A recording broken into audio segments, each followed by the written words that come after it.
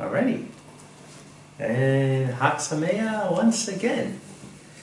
So what a wonderful Pesach we've been having, and I pray everybody else is also.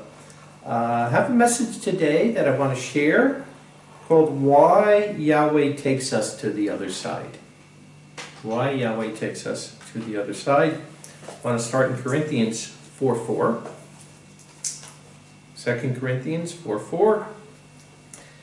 And it says, "To those whose eyes have been blinded by the God of this world, because they did not believe, lest the light of the glorious good news of the Messiah, who is the image of Yahweh, should shine on them," right? So really, we read that verse quite a bit because the times we're living in, and Satan is the God of this world. But also I think we forget sometimes that it says, why are they blinded? It's not that it was Yahweh's will for them to be blinded. They were blinded because they did not believe. And as I've mentioned before, and Yahweh's really shown me more recently, even some believers don't really believe. Like I said, the difference of belief and hope. And they hope the kingdom comes, but belief, like I said, is conviction, and belief brings in action. So, Satan is the ruler of this world system, though. If we go to John 18:35 and 36, John 18:35 and 36, and this is when Yeshua was before Pontius Pilate, before his crucifixion. And Pilate answered him and said, "Am I a Jew? Your nation, even the chief priests, delivered you up to me. What did you do?" And Yeshua answered, "My kingdom is not of this world. My kingdom is not of this society. My kingdom is not of the present society, the present world that's run by Satan, the God of this world. If my kingdom were of this world, my servants would have fought that I might not be delivered up to the Jews. But now my kingdom is not from here." So very clearly, we know that we are called as ambassadors to the kingdom of Yahweh. Not the kingdom of this world, but the kingdom of Yahweh, which are two totally separate kingdoms. And that's why I named the message, Why Yahweh Takes Us to the Other Side, because we're going to see there's two sides. There's the side of, the world that we are in today, and there's a side of the other world, the kingdom of Yahweh. 2 Corinthians 5 in verse 15. 2 Corinthians 6 in verse 15. 15 through 18. And what agreement does the Messiah have with Satan? None, right? So it's very clear. We have no agreement there. We should not be part of his society. Or what part does a believer have with an unbeliever? And what harmony has the sanctuary of Elohim with idols? For you are the sanctuary of the living Elohim, even as he has said, "I will dwell in them and walk among them, and I will be their Elohim, and they will be my people. Because of this, come out from among them and be separated, says Yahweh, and do not touch the unclean thing, and I will receive you. And I will be a father to you, and you will be sons and daughters to me, says Yahweh Almighty." And I say, in the world we're living in, because it is so bad, as it says in the end time, the normalcy bias, that people think simply by meeting on Saturday instead of Sunday, or simply eating chicken instead of pork, or simply keeping the Pesach instead of Easter, that's all the separation that has to be done. Is very clearly here, what does he say?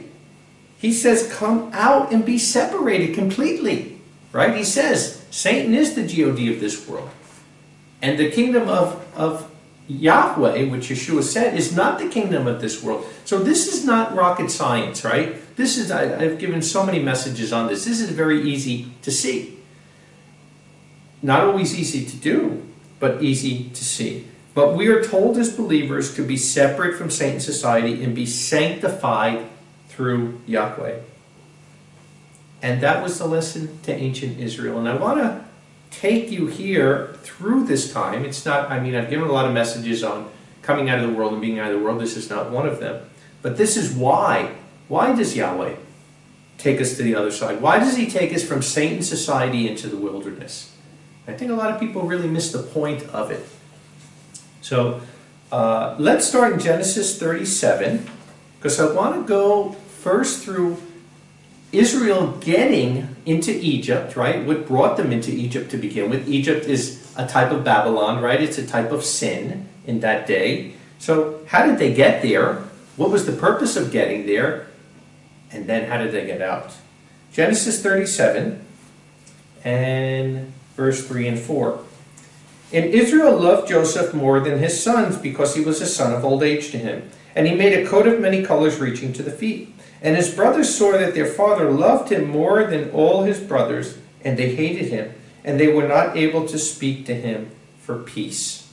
If we drop down to verse 11 now. And his brothers envied him, envied Joseph. But his father was attentive to the word. And his brothers went to feed the flock of their father in Shechem. And Israel said to Joseph, Are not your brothers feeding the flock in Shechem? Come, and I will send you to them. And he said to him, I am here. And he said to him, Now go, see the welfare of your brothers and the welfare of the flock, and bring word back to me. And he sent him out in the valley of Hebron, and he came to Shechem. So we know the story, right? So Israel sends out Joseph to check on the brothers. The brothers are envious of him, and what are they going to do? First they're thinking of killing him, literally killing him the way Cain and Abel. And then they decide, no, it's more profitable. Why not get nothing from it? Why not just sell him off to the Ishmaelites and wind up getting some cash for it? So let's drop down to verse 18 to see this. And they saw him from a distance, the brothers. And before he came near to them, they plotted against him to kill him. And they said, each to his brother, Behold, the master of dreams is coming. So they're being sarcastic. And come now and let us kill him and throw him into the pits, into one of the pits. And let us say an evil beast has eaten him, and let us see what will become of his dreams. And Reuben heard, and he delivered him from their hands, and said, Let us not strike his soul. And Reuben said to them, Do not shed blood. Throw him into the pit in the desert, but do not lay a hand on him, so that he might deliver him from their hands to return him to their father. And it happened when Yosef came to his brothers, they stripped his robe, which was on him. From Yosef, the long robe reaching to the feet. Right? This is the special robe that the father had made him, and it literally was a robe with patches on it. And they took him and threw him into the pit being empty, no water in. And they sat there to eat bread, and they lifted up their eyes and looked, and behold, a caravan of Ishmaelites coming from Gilead, and their camels were bearing spices and balsam gum and sticky gum, going down to take to Egypt. And Judah said to his brothers, What gain is it that we kill our brother and conceal his blood? Right? So what's happening? The trading. This is what we always see, right? Satan, as we saw in Ezekiel 28, is the leader of this trading type of system. And like I said, whether it's end-time Babylon today, commercial Babylon, or it was Egypt in that day, it's all part of the same commercial system that started from the Garden of Eden, right? And will end, though. This is a system that Yeshua is coming to destroy because it's oppressing people, and it's never been more oppressive than it is today, and it will get more oppressive until Yeshua comes and brings the kingdom of Yahweh. So, verse 27, Come, let us sell him to the Ishmaelites, and do not let our hand be on him, for he is our brother and our flesh. And his brothers listened. And men, Midianites, traders, passed, and they drew up and took Joseph out of the pit. And they sold Joseph to the Ishmaelites for 20 pieces of silver. And they brought Joseph into Egypt. And Reuben came back to the pit, or let me just, I'll stop there for now, right? So like I said, ancient Egypt was like commercial end-time Babylon of that day.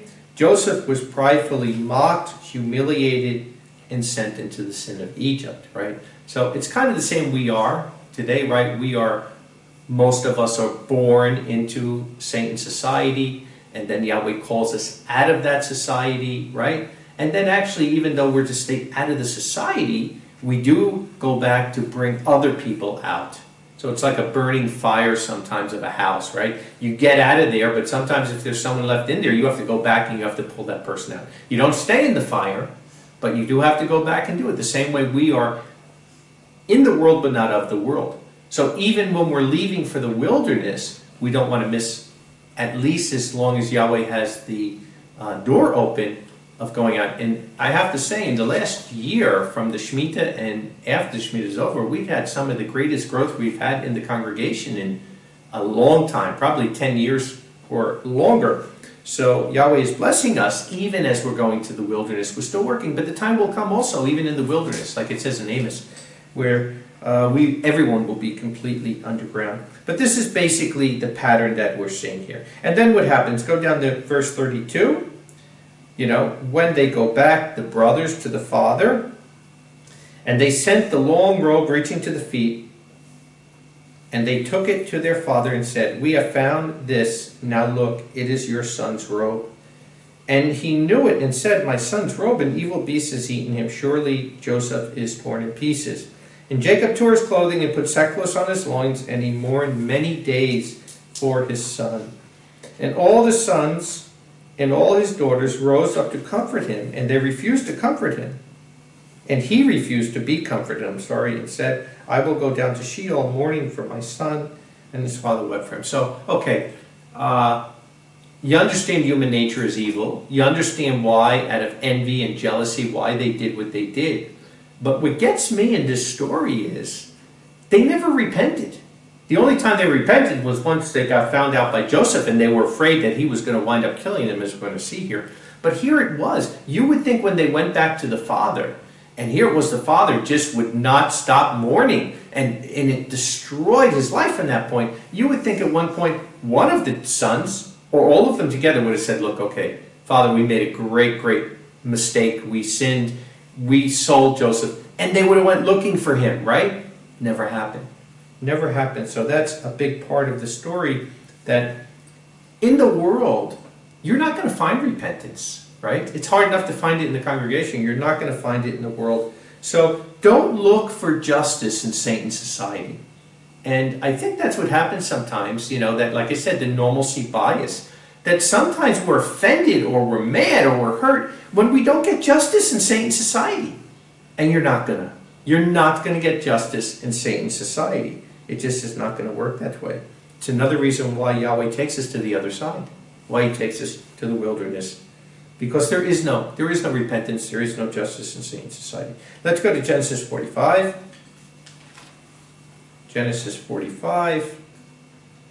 And we'll continue with the story here once Yosef is made known to his brothers. And Yosef was not able to control himself in regard to those standing beside him.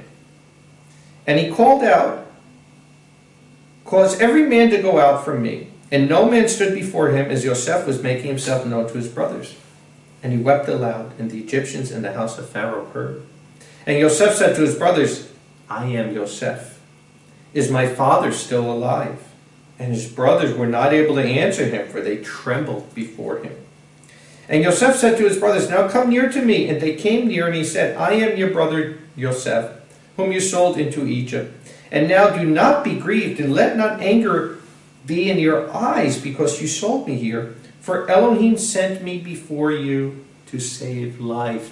So here it was, Yosef, who is a type of Yeshua. He's a type of the suffering servant, right? The suffering Messiah. And what does he say? Is he angry? Is he bitter? Is he looking to get revenge? No. He realizes, even during this terrible thing that the brothers do need to take account for, he realizes that in the end, everything that happens in life is for a purpose, right? Romans 8:28. That if Yahweh allows something, even terrible things that happen in Saint society, in the end they can turn for good if we see it that way, right? Not if we play the victim.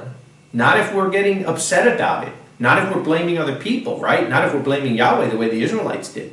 But as long as we're seeing Yahweh's hand in everything, right?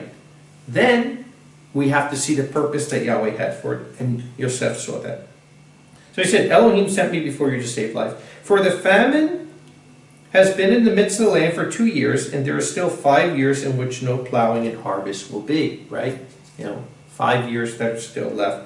"And Elohim sent me before you to put a remnant in the land for you, and to keep alive for you a great deliverance. And now you did not send me here, but Elohim. And he has placed me for a father to Pharaoh, and for a master in all his house, and a ruler in all the land of Egypt. Hurry and go up to my father and say to him, so says your son Yosef, Elohim has placed me as a master to all Egypt. Come down to me, do not delay. And you shall live in the land of Goshen, and you shall be near to me, you and your sons, and the sons of your sons, and your flocks, and your herds, and all you have. And I will nourish you there, for there are still 5 years of famine left," right? So this is like in the end time. In the end time, what's happening? When the beast power comes, right? And Yahweh has to nourish us. Lest you be made poor, you and your house, and all that abides in you. And behold, your eyes and the eyes of my brother Benjamin see that my mouth is speaking to you. And you tell my father all my honor in Egypt and all that you have seen, and hurry and bring down my father to me here. So, here it is. As human beings, even in the wilderness, we will never be 100% out of the system. We try to be as much as possible, but we'll never be 100. But Yahweh called us to come out of that system as much as possible. And that's the problem. Like, for a lot of people, they don't see it. Like I said, simple things like social media, iPhones, all this stuff on the computer and all these things that Yahweh is calling us, that Satan has set up. For what? For the mark of the beast system. He certainly didn't set it up for Yahweh's people in the end time, but it's all part of the mark of the beast system. So we need to come out as much as possible, and Yahweh will take care of the rest. But it's interesting that even when Yahweh he used Joseph, right, to protect the people through this, and even though they were going into Egypt, right, because of the famine that was around, a world famine at that time, it's very interesting that they still lived separately. They lived in Goshen. They lived separately. They did not live, and Goshen was about 13 miles, from Ramses, from the capital. And that day, it's a lot. It's a far way without, cars and trams and buses and all the other stuff that's going on. So they still lived separately, even though they were part of commercial Egypt at that time. They still did not live among the Egyptians, but they lived separately. So we have to look at this. Sometimes, like I said, as hard as a trial may be, Yahweh could be purifying us for it. And we see here with this, there's a great purpose that Yahweh is going to use all of this for. One of the greatest miracles that he ever did in the end. Okay, John 17 in verse 14. John 17 in verse 14 says, I have given them your word. This is Yeshua talking to the Father. And the world hated them because they are not of the world, even as I am not of the world, right? So does the world love us because we have the word of Yahweh? Of course not. Because, like I said, theirs is the opposite. The other side, right? Theirs is everything is darkness. It's not light. Everything is evil. It's not good, right? They call abortion, which is murder. They call it a woman's choice. They call everything the opposite of what it is. But we're not like that. Verse 15 of John 17, I pray you do not take them out of the world, but you keep them from the evil, right? So he's not taking us up to heaven. He's not leaving the world. We're in the world, but we're being separated. He's bringing us to the wilderness. And not everybody will be in the same spot. Yes, the 144,000 will be in a spot that Yahweh has set for them. But then we know that the rest of the brethren around the world will all be where they are. When Yeshua returns, he gathers his elect from the four corners of the earth. So not everybody will be taken to one spot. They are not of the world, even as I am not of the world. Sanctify them in your truth. Your word is truth. And that's the point. Are you part of the world? Again, we're human beings. So no matter what, we're going to have to eat food. We're going to have to drink water, right? We're going to have to, whatever, take something when we're sick. There's things that we're going to have to do. We're going to have to cut our hair as it grows, You still have to bathe every day. So we are human beings, and that's not going to change until the Yeshua returns. But are you of the world or are you of the kingdom? What is it? And you like I said, a lot of times you could fool other people. You could even fool yourself at times, but you can't fool Yahweh. And that's why I say your priority is what you get done. And if your priority is things of the world and not things of Yahweh, and it's not bothering you. Like when you look, even Lot, who chose to be in Sodom, at least it says it like conflicted his soul every day. It just really bothered him, and that's another story, but at least it bothered him. Is it bothering you? Is it bothering you how much the part you even have to be in the world, even if you come out, even if you're living in the wilderness, even if you're separated, even if you're not working in the world anymore, even if you're off social media, right? Even if you've given up the dumb iPhone and all the other stuff, the little part that you have to stay in the world, maybe bartering with a farmer or still going to the supermarket, whatever it is. Does it bother you? Does it bother you? Are you coming out of the world, or are you happy being in the world? So we are to be separate, but we're still to be preaching the good news. We're going to have to do that until the end. Let's go back to book of Genesis 50 in verse 19, and let's see what Yosef says to his brothers before he passes on. Genesis 50 in verse 19. And Yosef said to them, do not fear. This is after Israel, Jacob died, right? Now they're worried, now that the father's dead, is he going to try to get even with us, But he's not. He doesn't have bitterness in him. He doesn't have envy in him. And Yosef said to him, do not fear, for am I in the place of Elohim? And you intended evil against me, but Elohim meant it for good, in order to make it as it is this day, to keep a great many people alive. So sometimes, I know myself, if it was up to me, I would love to just go to the top of a mountain and stay up there until the kingdom comes and never leave. But, Yahweh has a job for me, and I have to travel around the world, and I have to go to all and at this point, I can't stand traveling. It is very difficult. Airlines cancel flights all the time. You're risking getting sick when you're traveling through these airports. There's many delays. It's terrible. It's a terrible time to travel, on airplanes. But yet I do it. I do it because I know that Yahweh that's part of his purpose and part of his plan. I won't be doing it forever. So I appreciate that I can do it now. Because like I said, when COVID came, it showed real fast how things change. And the next one will be permanent. COVID was the dry run, and the next one will be permanent. So while we have the opportunity to do some of these things, we have to do it. We may not like it, like I don't like traveling, but I'm thankful to Yahweh that I'm allowed to do it. Right? In order to make it as this day, to keep a great many people alive. And now do not fear, I will nourish you and your little ones. And he comforted them and spoke to their hearts. And Yosef lived in Egypt, he in the house of his father, and Yosef lived 110 years. And Yosef saw the sons of Ephraim to the third generation. The sons of Machir, the sons of Manasseh were born on Yosef's knees. And Yosef said to his brothers, I am dying, and Elohim will visit you and bring you up from this land to the land which he swore to Abraham, to Isaac, and to Yaakov. And Yosef made the sons of Israel swear, saying, Elohim surely will visit you, and you will bring up my bones from here. Wow. So why would he say that? He's only saying that because he believes in a resurrection. He believes in the kingdom, right? If he didn't believe in any afterlife, where would he care where his bones were laid? But he's telling them, right? And like I said, he's a type of Messiah. So this also shows the resurrection, the belief in the resurrection. And he's saying, when you leave here, and you will leave here, because that's the promise, when Yahweh takes you out of commercial Egypt, don't leave me here. Even though he was dead, he wanted his bones in the promised land because he knew he'd be resurrected. And like I said, it's showing us that we need to be living for the resurrection, not for this world. That should be our hope, right? So Yosef sanctified his life for his family, a type of suffering Messiah.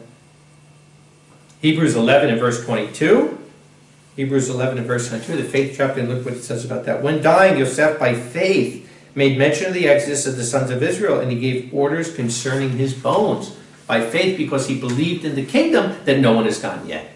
Right? They may have gotten to the physical promised land, but not the spiritual one. But he believed it. He believed in the kingdom of Yahweh, not just the physical land there, but he believed in the kingdom. And he will be, it says in Hebrews 11, he will be in the first resurrection for that. So let's now continue with the story. So now Yosef dies, right? And what happens? Doesn't go too well for Israel, right? Doesn't go too well for Israel. Let's go. Exodus 1, chapter 1, verse 6 through 14. And Yosef died, and all his brothers and all that generation. And the sons of Israel were fruitful and increased very much and multiplied and became very strong. And the land was filled with them, right? So he dies, and the brothers die. And then what happens? They multiplied a lot, And it's almost like we see that happens in many places, in countries, in America, right? Where they started with 1776 and everybody had a heart, of fighting for their freedom. But as time goes on and generation to generation goes on, people forget what even got them there. People forget. Even in the wilderness it happened. As one generation came and another one came. A lot of times they wanted to go back to the world, or they compromised, with Catholicism at that time. There's always a remnant that stays, but when things get too big, the majority will always go the wrong way. And a new king arose over Egypt who had not known Yosef. And he said to his people, behold, the people of the sons of Israel are many and stronger than we. Come, let us deal craftily toward them, lest they multiply, and it be said that when it occurs, they also add to our enemies. And when war occurs, they also add to our enemies, and will fight against us and go up from the land.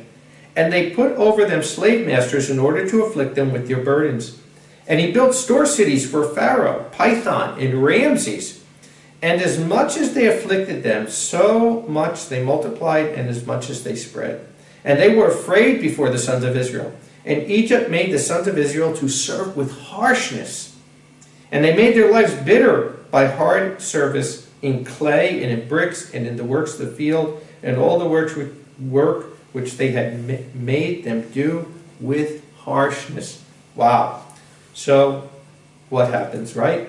Whether it's commercial Babylon or commercial Egypt of that day, things will always end in bitterness if you stay too long. If you stay in the system, it's always going to end in bitterness. So we see this, that, it doesn't tell us too much what happened after Yosef died and whatnot, but we see that they certainly didn't think about leaving and going to the promised land. They knew the promises of it, right? They knew it. They knew what Yahweh promised to Abraham, Isaac, and Jacob. It's only a couple of generations that are later here, who knows, maybe 40 to 100 years, something like that from that time. And unfortunately, they just stayed there. They got comfortable. And the same thing happened after the Babylonian captivity, right?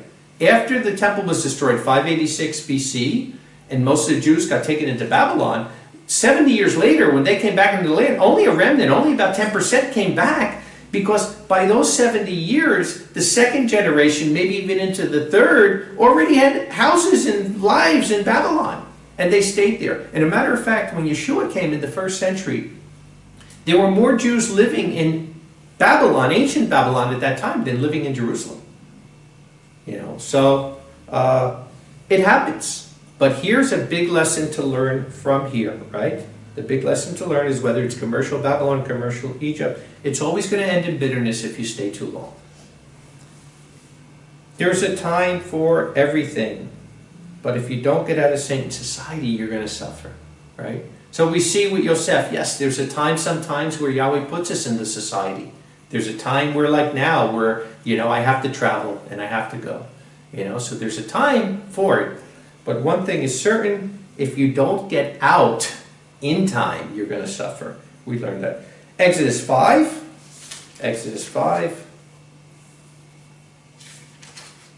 This is when Moses comes to Pharaoh, and look what happens. And afterward Moses and Aaron came in and said to Pharaoh, so says Yahweh, the Elohim of Israel, send away my people, and they shall feast to me in the wilderness. And Pharaoh said, who is Yahweh, that I should listen to his voice and send away Israel? I do not know Yahweh, and I also will not send Israel away. Right? So what's the second lesson we learn?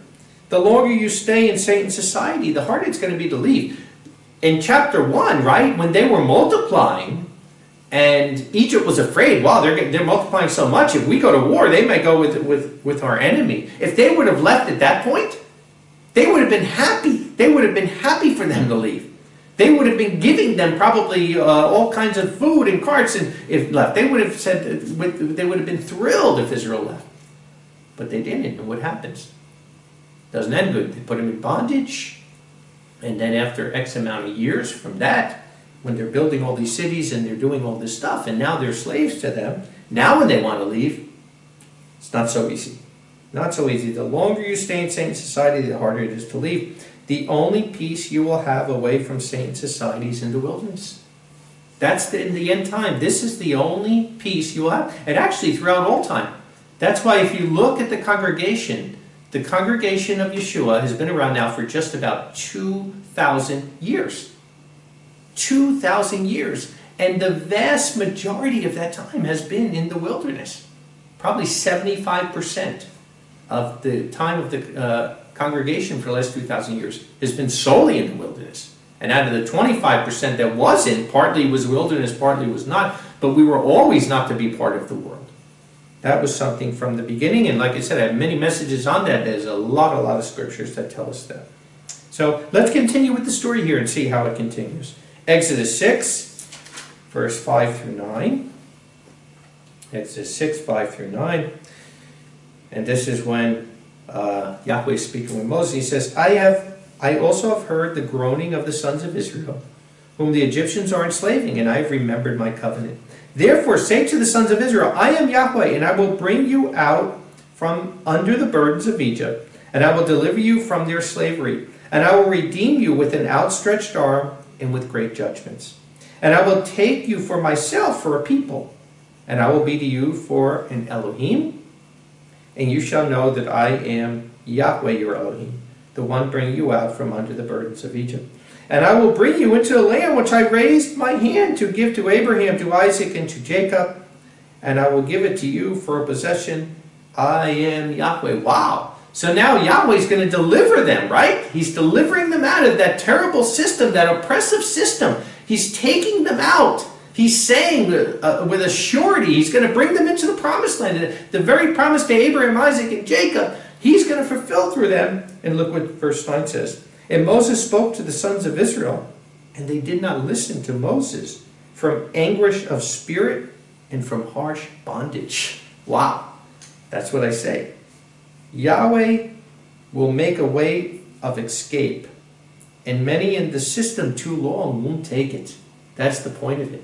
There's a point of no return. There's a point where you've been in that system so long, you're not going to leave. And I've had people tell me that, I've known Babylon has been America for, about 30 years now that Yahweh showed me that. And I've had people be honest and tell me, I would never leave my house. You think I'm going to leave my family? I'm not going to. Like, I've had people just simply, be honest and say that they would never leave.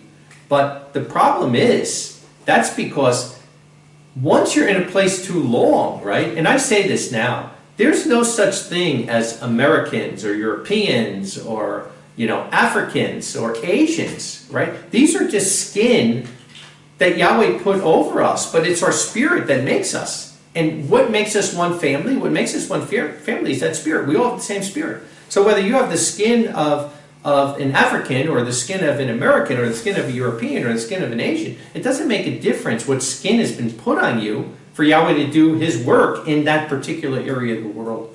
What matters is, in reality, we're part of the kingdom of Yahweh. We're not, part of these societies.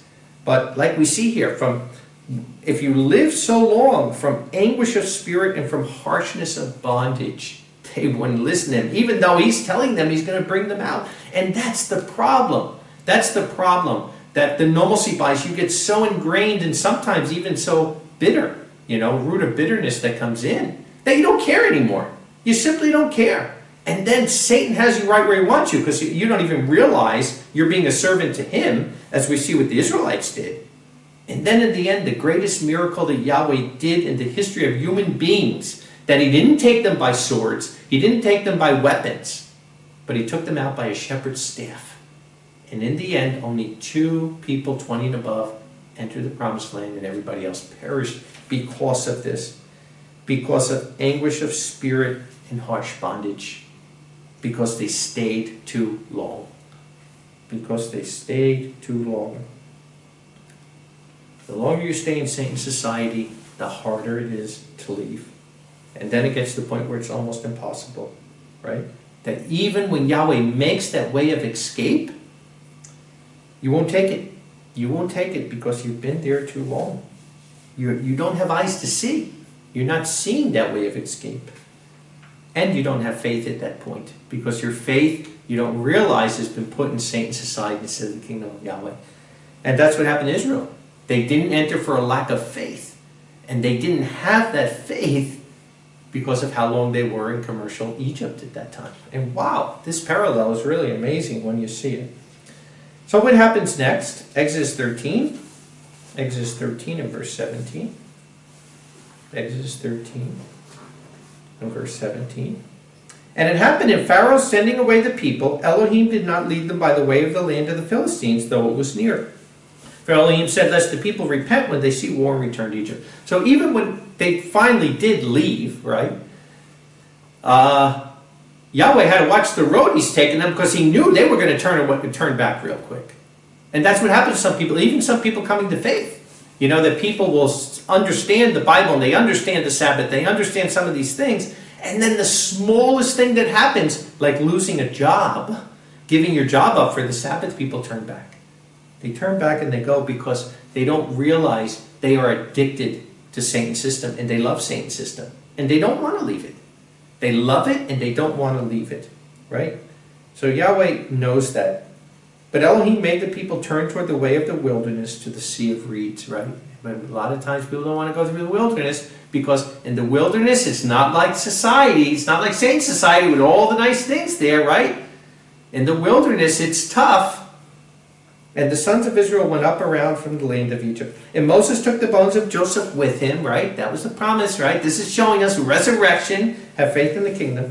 For he had made the sons of Israel certainly swear, saying, surely Elohim will visit you, and you shall cause my bones to go from here with you. So it's like he's still alive, right? It's not bones. He's bringing his, because he's going to be part of that resurrection.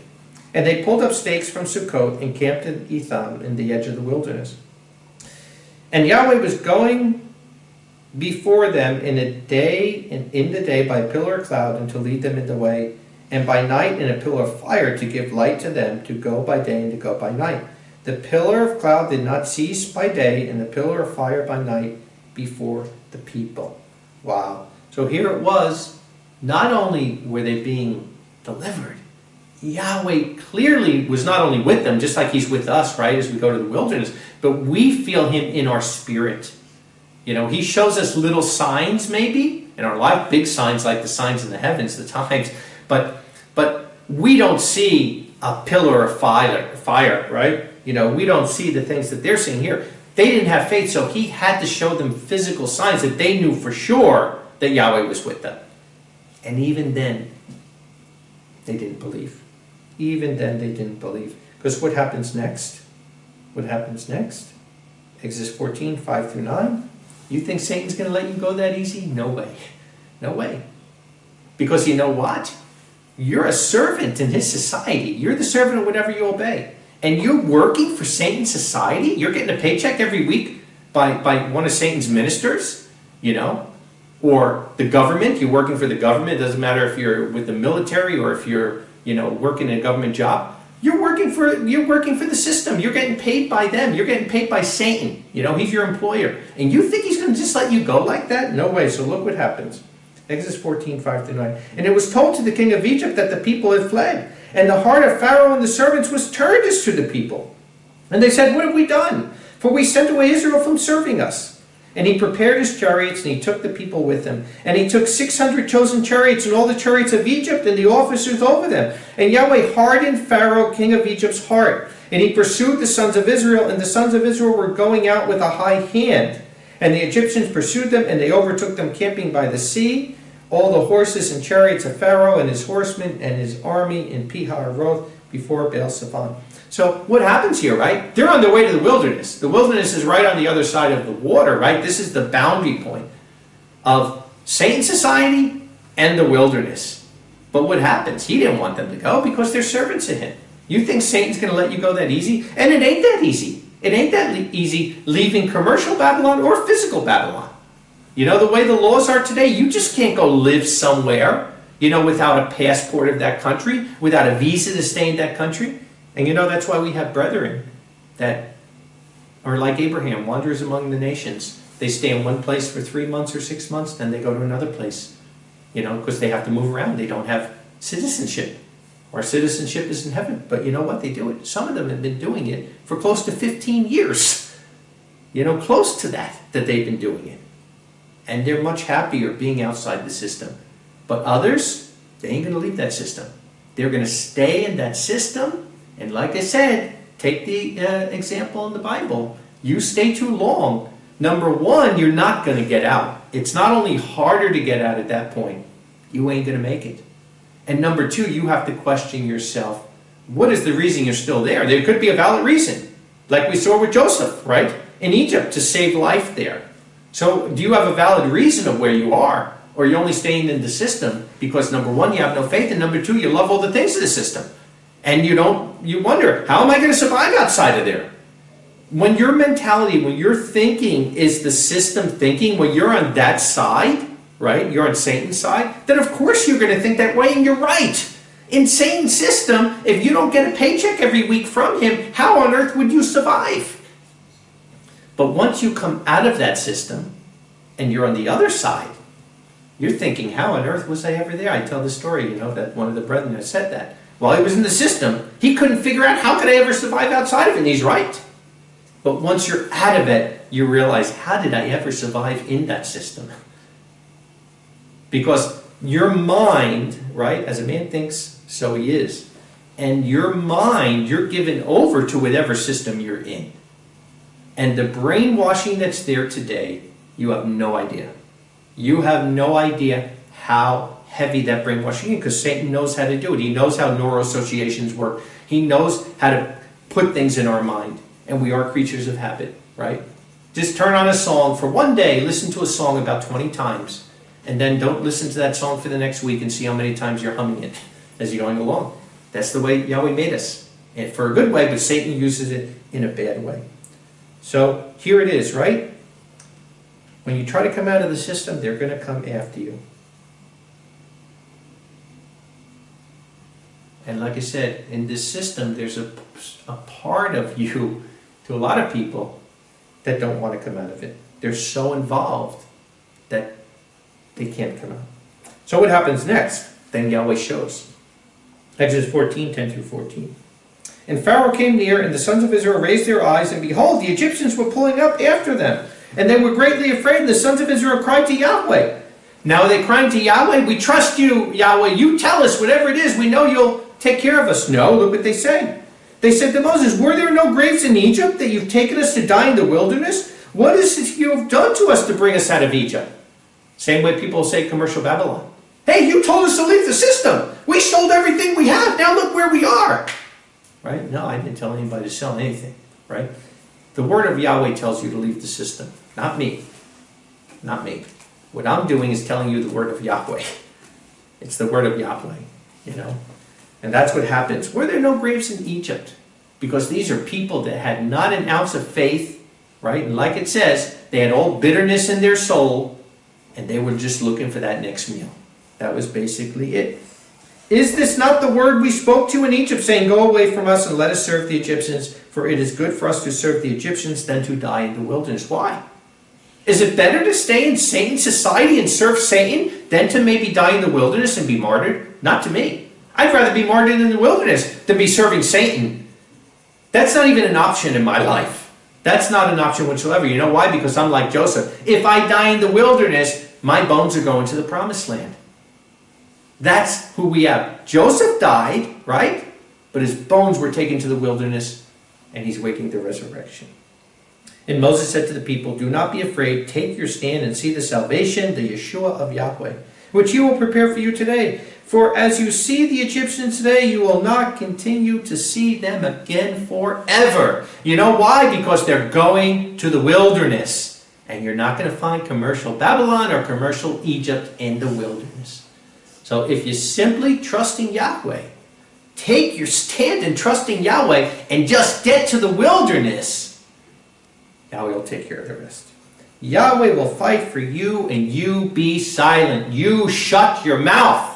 Stop complaining. Stop thinking of why it isn't going to work. And simply give glory to Yahweh for the things he's doing in your life, instead of stop living in fear every single day.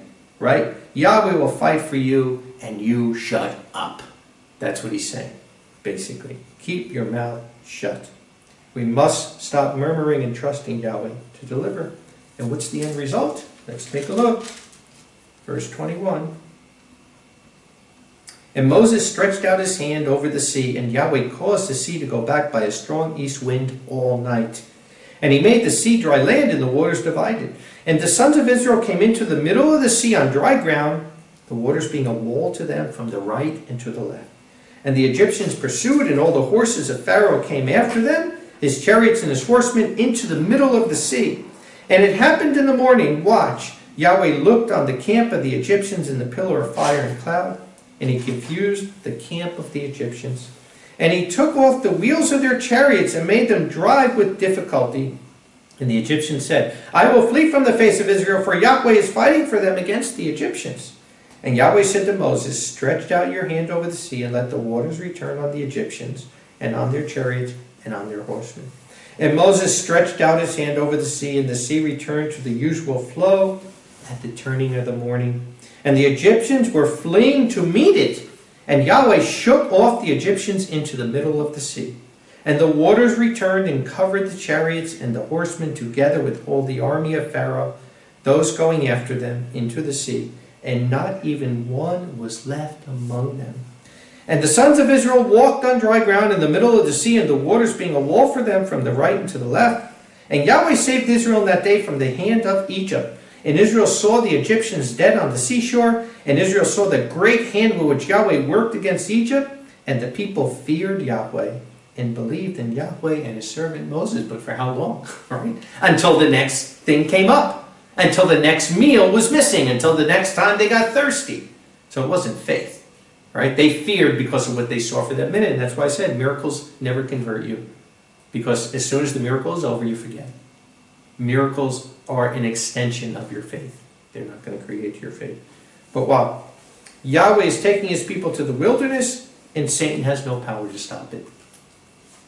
So just like with the Israelites there, right? He's going to try. He's going to come after them. But what happens? Yahweh intervened, and he didn't allow it to happen. What does this remind you of when I read this story? It's a parallel to what's happening in the end time. Let's see the same thing happening in the end time. The same way that Pharaoh, who was a type of Satan, right, came with his army after the Israelites, and Yahweh stopped them from, stopped Pharaoh from stopping the Israelites getting to the wilderness, right? And they did. And when he tried to follow them into the wilderness, what happened? Yahweh killed them. The same thing we see in Revelation 12. It's the same thing we see happening now in the end time. Revelation 12, starting in verse 9. And the great dragon was cast out, the old serpent being called the devil and Satan. And he, deceiving the whole inhabitable world, was cast out onto the earth. And his messengers, his demons, were cast out with him, right? So we see it. We're living this. We know he's deceived the whole world in every way you can imagine. And I heard a great voice in heaven which said, now is come the salvation and the power and the kingdom of Elohim. Stand back and see the salvation, the Yeshua of Yahweh, and the dominion of his Messiah, because the accuser of our brethren is cast out, the one who accuses them day and night before our Elohim. And they overcame him because of the blood of the Lamb and because of the word of their testimony. And they did not love their soul even till death, right? So the wilderness is not to simply protect your physical body. The wilderness is to build you up spiritually. It's to have you die to the flesh, not build up your flesh. So the wilderness is a tough place. Yeah, it's filled with heat and desert and sometimes lack of water and scorpions, right? And snakes. That's all part of the wilderness. But it also has the spirit of Yahweh that will burn in your heart and that will build your faith in him and prepare you for his kingdom and forever. Because of this, be glad the heavens and those dwelling in them. Woe to the ones dwelling on the earth and in the sea. Because the devil came down to you having great anger and knowing that his time is short. And he's the God of this world. And now he's going to be here physically. Now he's here spiritually. He has his demons all over the earth, but he will physically be there on the earth. So why would you want to be there at that time? The only place to be safe is the wilderness, as we see. And when the dragon saw that he was cast onto the earth, he pursued the woman who bore the male child. Just like we just read in Exodus 14. The same way that Pharaoh pursued the Israelites is the same way that Satan will pursue you into the wilderness. And 2 wings of a great eagle were given to the woman, that she might fly into the wilderness to her place, where she is nourished there for a time and half a time away from the serpent's face. It's very interesting. talking about two wings of a great eagle, is that people going on an airplane? It could be, or is it another way? It could also be. But it's very interesting that puts it there. But the bride is taken. She is taken to her place, to be nourished for a time. And not everybody is going to the same place. I've done messages showing the place of Selah is the place that Yahweh talks about here for the 144,000, but his people will be all over in kibbutzes and different places and whatnot. And the serpent spewed water out of his mouth like a river after the woman, that he might cause her to be carried off by the river, right? So like I said, Satan's going to come after you. He's not going to let you go easy. And the earth helped the woman, and the earth opened its mouth and swallowed the river which the dragon threw out of its mouth. And the dragon was enraged over the woman and went to make war with the rest of her seed, right? Who's he making war with? He's making war with the Laodiceans, the ones who didn't go to the wilderness. And there's going to be, we know it, a great, great, horrific martyrism. There's going to be, because at that point, as we saw with COVID, you're not going to be able to survive in Satan's system. Man, was COVID a blessing to us. That Yahweh showed us, unless you come out of that system, you will not survive. Because you think Satan's going to just let you live there and keep your job, and as long as you're not bothering anybody and you're not saying anything about the Bible, he'll just, no way is he going to let you do that. He is going to come after you just like COVID. He's going to try to chip you. He's going to not let you buy or sell without that chip. And anything you do, you want to go to a restaurant, you want to go to a hospital, you want to work a job, you are going to have that chip. We saw it with COVID. We saw it. It's not a guessing game anymore. Yahweh blessed us to give us a glimpse of the future so that we would know the time is now and prepare and get out of that system. But he's not going to give us 50 years to do this. He's giving us this short time because he knows you can't do it overnight. And he's given us this time, but you better take advantage of it. You better figure out how to live outside of commercial Babylon. And that's for everybody.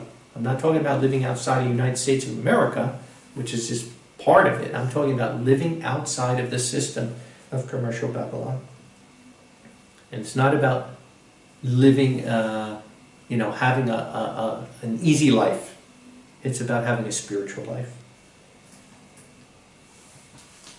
And the first fruits, like it says, they did not love their life even unto death. Because we know Satan can't take our life. Fear not him who could take your physical life and kill you. Fear him who could take your spirit and destroy both your physical life and your spirit in Gehenna. Ezekiel 20 and verse 33, because Yahweh is taking his people to the wilderness. And it's already started. It has already started.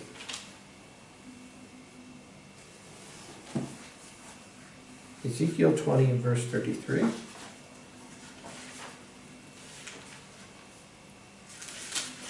And you don't want to miss the last bus. The last bus going to the wilderness. Because there's no other way to get there after that, as we see. Once the water, once the Israelites passed through and they got to their spot and that water came back down, there was no other road to get to the wilderness. You don't see people that, Israelites that didn't leave Egypt at that time, that stayed behind, that they came later. That they thought afterward, now we say, oh, wow, Yahweh opened up the Red Sea, and Moses did all this, wow, let's go. We should have left with them. You don't see it. You don't see it. You miss the last bus to the wilderness, and you're left behind. You are left behind. So, Ezekiel 20, verse 33. As I live, says Adonai Yahweh, surely with a mighty hand and with an outstretched arm, with fury poured out, I will reign over you. And I will bring you out from the people and gather you from the lands in which you are scattered among them. With a mighty hand and with an outstretched arm and with fury poured out. And I will bring you into the wilderness of the people, just like I'm saying. And I will be judging with you there face to face. Just as I was judging your fathers in the wilderness in the land of Egypt. Right? We've been reading this. So I will be judging you, declares Adonai Yahweh. And I will cause you to pass under the rod, and I will bring you into the bond of the covenant. What does he mean?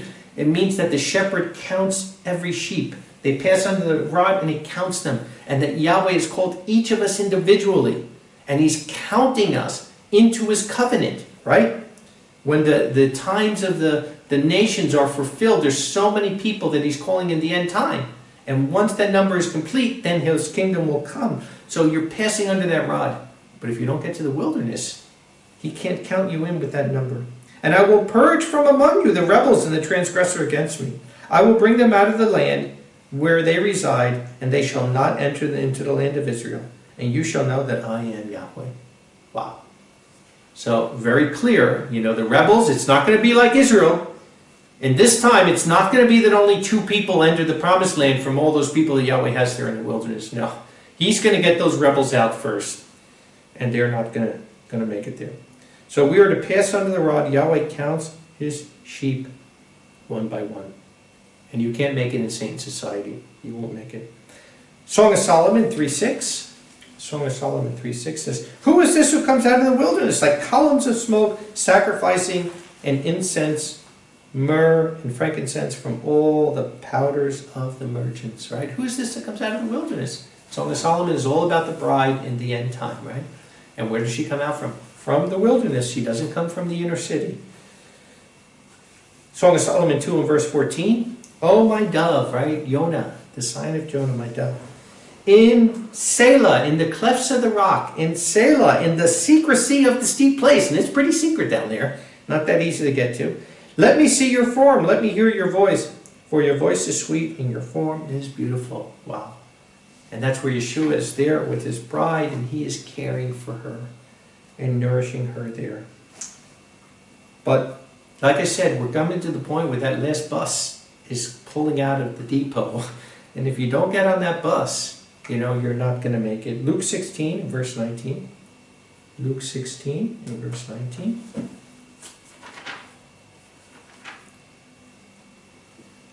This is the parable of Eleazar and the rich man. It says, there was a certain rich man, and he was accustomed, you could picture the rich man as commercial Babylon, right?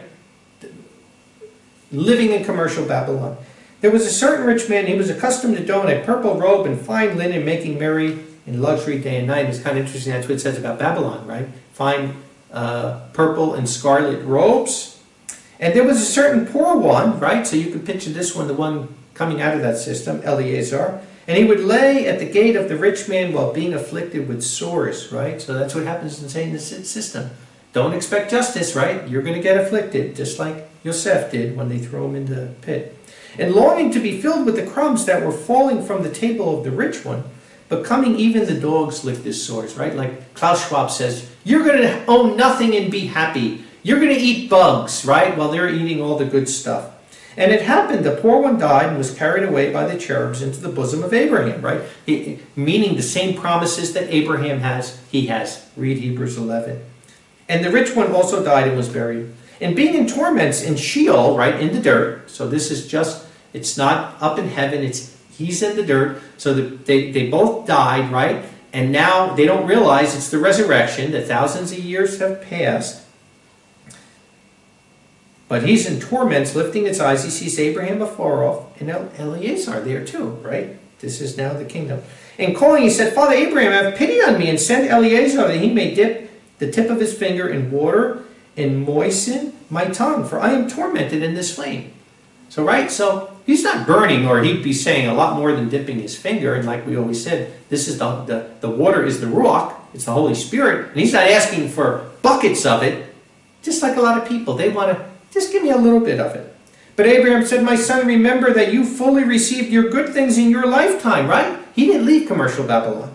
And Eleazar likewise the bad things. But now he is comforted, and you are tormented. Like I said, in the end, it's always going to work out that way. For these tiny little bit, a few days, you may think you're having comfort in commercial Babylon. You are going to lose your eternal life.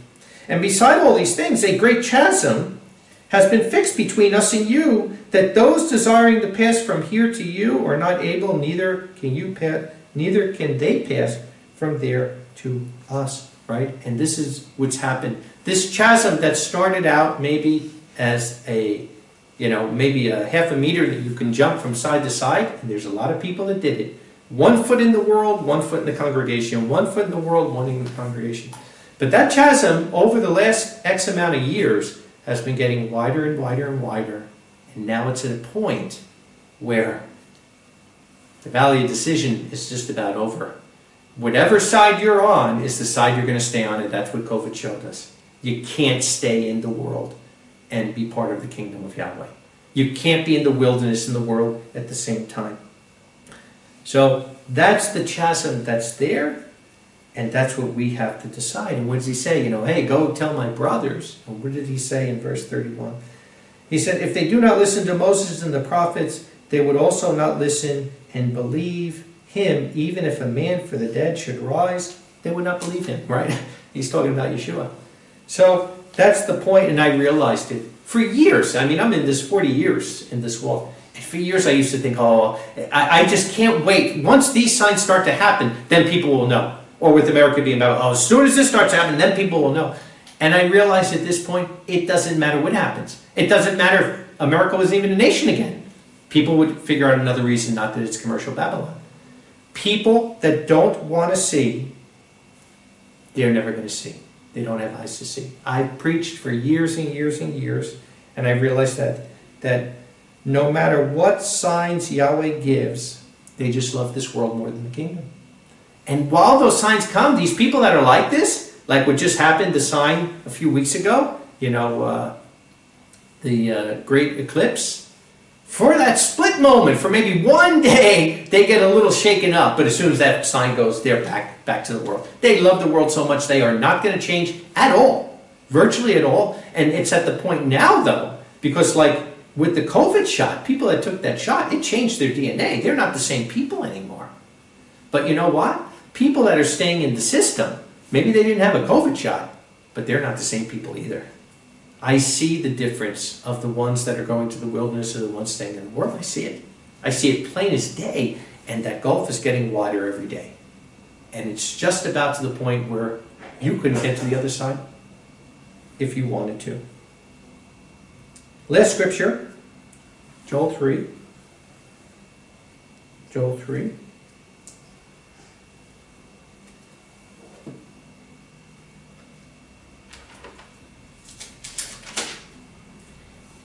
In verse 9. And this is where we are. Proclaim this among the nations. Sanctify a war.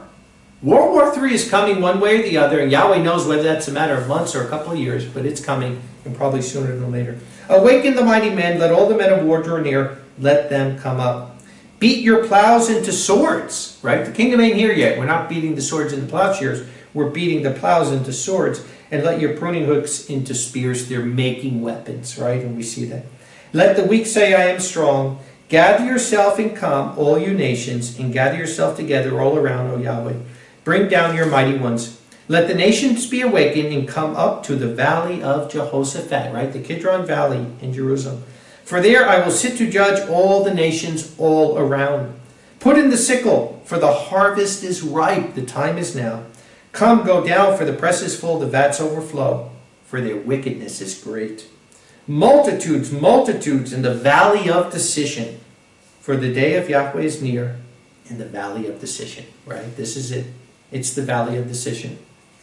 The sun and the moon will be darkened, and the stars will not gather in their light. We're seeing it, the eclipses that are happening.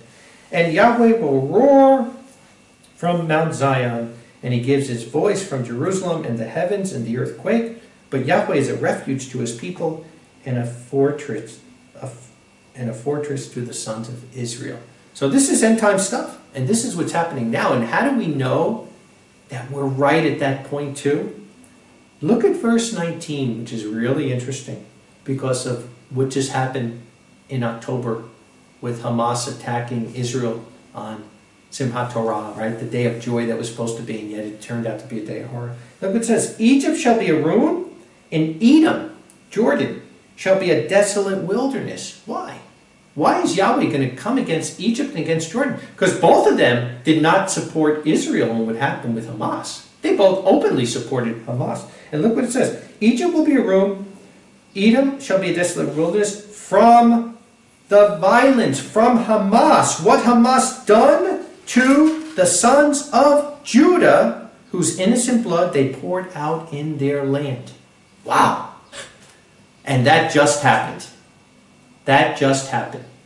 Hamas went in there and poured out innocent blood. They killed women, they killed children, they burned babies in ovens, they raped women, they did horrible, horrible things to more than 1,000 people in the land of Israel, right? In Egypt and Jordan supported Hamas. So here we are. This is why we know we're here. And why is it important for us? Verse 14, multitudes, multitudes in the valley of decision, for the day of Yahweh is near in the valley of decision. And like I said, that last bus is pulling out. You may have to actually run to get on it if you can. But if you miss that one, and the waters of the Red Sea come back down, there's no way to get to the wilderness. You know, I gave the message on, do you know when the cloud is moving?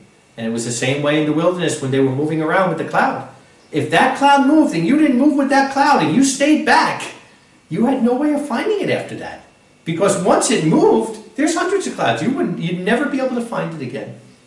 You want to make sure that as the valley of decision is passing, that you're not passed on with it. Why Yahweh takes us to the other side, right? Because really there is only one side. There is only one side. And when the kingdom comes, there will be only one side again. There is no such thing as darkness. Darkness is simply the absence of light. There is only light. Good is the absence of evil, right? There's no such thing as evil. It's just when good is not there, that's what evil is. And in the end time, the wilderness is the absence of the world. And that's what Yahweh's coming to destroy.